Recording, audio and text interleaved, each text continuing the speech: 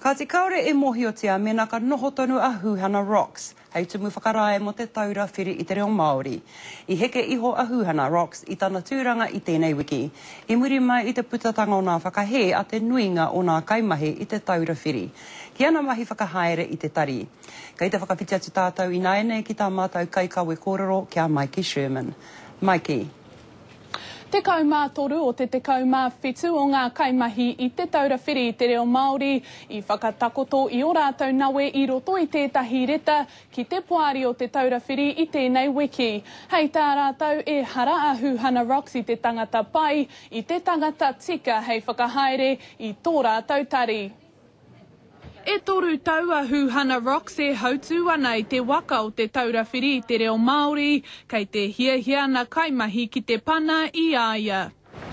I roto i tētahi reta i puta ngā whakahea ngā kaimahi ki ngā mahi whakahaere a Huhana Rocks, o na pūkenga mo te tūranga, me ana mahi whakaiti i te tangata. I te hui reo Māori a te taura whiri i tū ki pōneke ngā wiki e rua ki muri nei, i puta ngā whakahea ngā kaimahi, hei tā rātou he kai whakaweti ia. I te tīmatanga o tēnei wiki i heke iho a Huhana Rocks i tana tūranga, a i whakatārewa hia e te poari ngā mahi a tana tuarua a Sharon Armstrong. E take taumaha te tēnei, e moke atu i roti āku mo te tai pēnei tonu. Engari, aku ni ka puta atu ngā whakaaro a ngā kōrero mō te wiri pēnei tonu.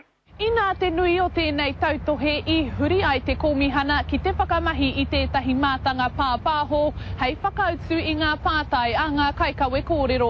Kei te whakamahi hoki rātau i tētahi roia e matatau ana ki ngā take mahi, kaore tētahi tangata kotahi o te komihana i wātea ki te kōrero kia te karere i tēnei rā, engari e mea tiana e neke tere ana te poari ki te whakatau i tēnei take. Regardless of the substance of the complaint, even if they have no substance, it's obviously got some relationship issues in that organisation that it's either going to have to try and mend or resolve one way or another.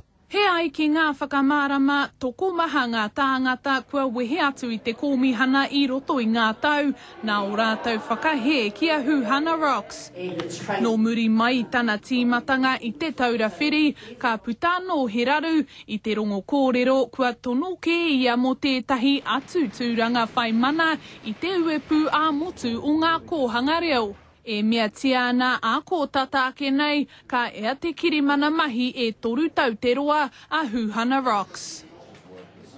Nō reira e tārewa ana te tūranga o Huhana Rocks i te taura whiri i te reo Māori, engari te āhua nei kei te tere huri te poari ki te whakatau i tēnei take, hei te mane ka tū tā rātou hui, tini.